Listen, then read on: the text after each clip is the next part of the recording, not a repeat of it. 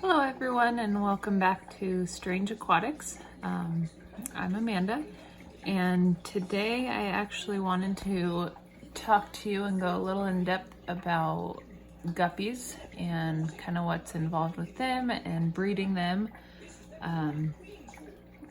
And as I said in my first video, I'm definitely a beginner with all of this as I've only been in the hobby for a couple months, but I've done a lot of research as much as I can, and I'm definitely still learning a lot too. I'm sure people have other ways of doing things, and there's always different opinions on how things should be done, and I'm aware of that, but I just try to do the best that I can for my fish and try to take care of them the best I know how. It's definitely a little bit of a learning curve, but a lot of trial and error. Luckily I haven't really made too many errors, so I feel like I'm doing pretty good, but a lot of it just depends on kind of your water parameters and your room situation and lighting, and just everything plays a role. And so it's kind of figuring out how to make all those work together to get the happiest and healthiest fish you have and that you can. If anyone has any tips or suggestions though, as I go through my tanks and kind of what I'm doing, feel free to leave them in the comments. I'm always happy to learn more. One thing that I have learned is this hobby is a lot about observing. And so instead of just sitting in front of the camera and talking to you guys about everything, I'm actually going to turn the camera towards my tank so that you can watch my fish and kind of see how they interact with each other and everything. And I feel like it'll make a lot of this will make a lot more sense as I go through. So I'm going to turn my camera over here, and that way you can see my tank. And that's my 20-gallon.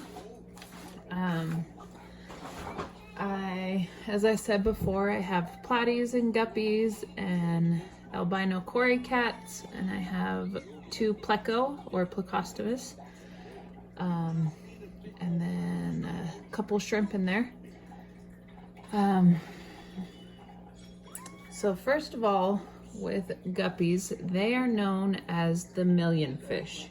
So they are a tropical freshwater fish, but they are what's known as a live bearer. So instead of laying eggs and having them fertilized and hatching somewhere in the tank, they are actually fertilized within and raise their babies inside their bodies, and then they give birth to live fish, and those babies are actually called fry. So whenever I refer to fry, that just is referring to the baby fish.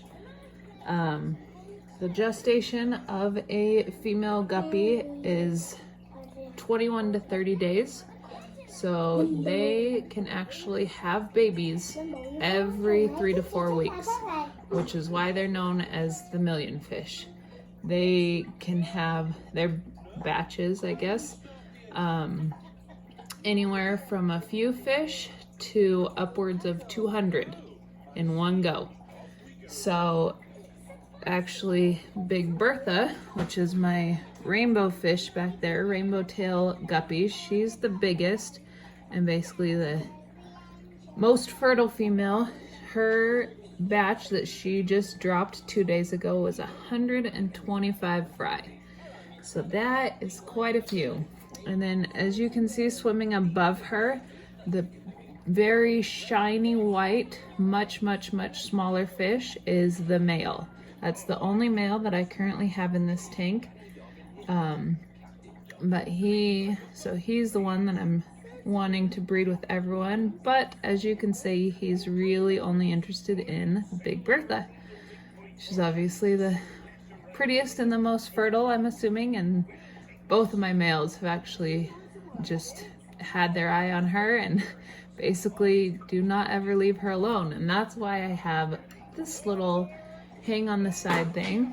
A lot of people, I mean, it's meant for when the fish drop their fry so that they can fall through the grates, but I use it kind of as a timeout corner for my males. So when one of my females is in labor or when they're just being too bothersome, I will pop the male in there and kind of give them a little bit of a timeout. The other thing with female guppies is they actually only need one mating session, and they can have that male's offspring for up to 6 months afterward. So they will store the sperm and can actually inseminate themselves every 3 to 4 weeks from that same mating period for upwards of 6 months. Which is why they do so well in the wild, because even if the male dies off, she will still continually have his offspring every month for 6 months, which is crazy. You can have 200 babies every month for 6 months. Let's see. So people have different ways of handling the females when they're showing signs of getting ready for labor and having their babies. I prefer to actually just leave my females in the tank. I feel like it's the least amount of stress. They have their own, their own comforts. They know their hiding spots. They can relax where they need to and kind of do their own thing. A lot of people will pull the female and put her in a separate holding tank or a hang-on box like that, and let her do her thing in there. But actually, when I first got her, I tried that with her, and she ended up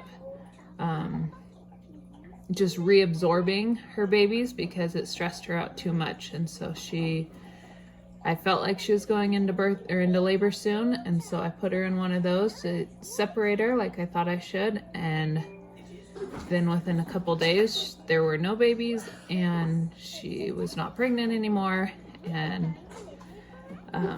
so I just feel like I just let them kind of do their own thing and try to reduce the stressors by like getting the male out of the tank. But I just kind of let them do their own thing. The only thing with these fish though, and actually as I'm talking about this, I'm talking about the guppies, but the platies are basically the same thing. So the larger fish that you see in there, this black and white one, there's 2 of those that's swimming towards me, and then the huge orange one, those are all 3 platies. But they are also live bearers, and they're all in the same situation. So a lot of this pertains to them as well. But they actually do not have any parental instincts. So as soon as they give birth to their babies, and actually I have a video of one of my black females doing this the other day when she had her babies, they'll drop their fry and turn around and go to eat them as if they're some brine shrimp or whatever swimming around, and they'll just eat their babies. And so that's why a lot of people will pull the female and let her have her babies separate to try to keep as many alive as possible. But I just try to stay on top of them and keep a watch on them, so that as they have their babies, I will just net out the fry and put them in a separate nursery tank. And that way it's just as little stress on the fish as possible, because they're my pet still. I'm not just like a big factory breeder and just popping out a bunch of babies. I want to keep them all healthy and happy and stress-free as possible. So that is my method that I do. So I will net out the babies and then put them in this separate little nursery tank. And then once they get bigger, so that's what I was showing in my little tour. The little one that's over here hanging on the side, that is what I call the nursery tank. And then this one I call daycare. So when they get a little bit older, they can go into daycare, and that's going to be the grow out tank until they're about 6 weeks old. Usually is the earliest you can start telling their gender. They develop their separate parts to be able to tell their gender, and then that's when I'll graduate them to high school, when they can be segregated and keep them from breeding with each other again, because they will definitely just continually go at it. And that is actually one of the problems in the guppy world, is that they will inbreed. And so you'll get a lot of birth defects and deformities from inbreeding because they just don't care. They'll breed with anyone and everyone that they can. So that's kind of my goal in this project too, is to try and not let that happen, or at least limit it as much as possible. Because I can already tell from one of the batches that my fry dropped, there's some that are definitely showing signs of deformities, and so I think that they were probably still carrying sperm from before and probably one of their siblings or whatever. And so I'll have to pull those ones so that they don't continue to breed and pass on their genetic defects. The other big thing that I like with my tank is the amount of plants that I have in there. Since I leave the females in there, there's lots of hiding places for the babies to go as soon as they're dropped, to give them the best chances possible until I can net them out and get them into a safe place. But they're definitely really good at hiding, and I feel like the platies actually are the best. They're really good at sitting down along the substrate and the gravel until they get a little bit bigger, and that's actually why I have the three, they're like 3/4 of an inch long, but there's 3 little fish. They snuck by when one of my platies was having her babies and I netted them all out. Those 3 snuck by, and about a week and a half later, they kind of started showing up, and they were getting big enough at that point that the other fish didn't really bug them. And so I've just kind of left them in here, and they've just been growing here. But the interesting thing also is that being in this tank with the adult fish, they actually mature a lot faster. So you can see how big they are. So like there's one right there, and there's one in that back corner among the nubias.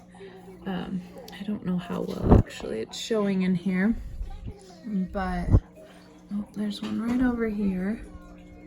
I don't know if it'll focus on that, but those are actually from the same batch as the ones that are in here. But as you can see, the ones in here, they are much smaller.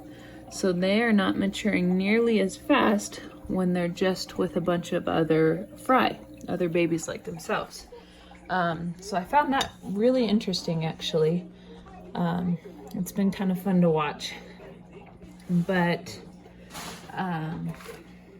yeah, like I said, Big Bertha, she dropped 125 fry by herself a couple days ago, and then my orange platy dropped, I think I only netted about 20 from her actually, with how big she is. Kind of surprised me.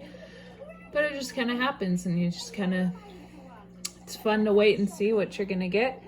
But as of right now, they're already, Big Bertha is probably, her current eggs are probably fertilized again.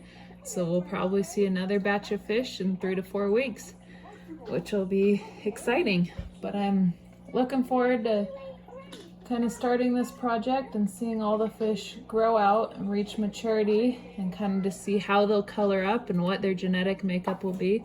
Look, you can see my male right now, he's doing his mating dance. So that's what they try to show off for the females, and they have a fun little mating dance where they flare their fins and kind of swim sideways.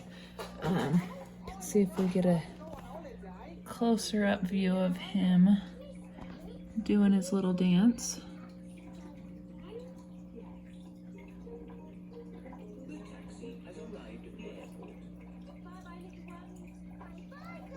So yeah, it's just really fun to watch them, and I will keep everyone updated as we go on, and looking forward to seeing all the babies grow out.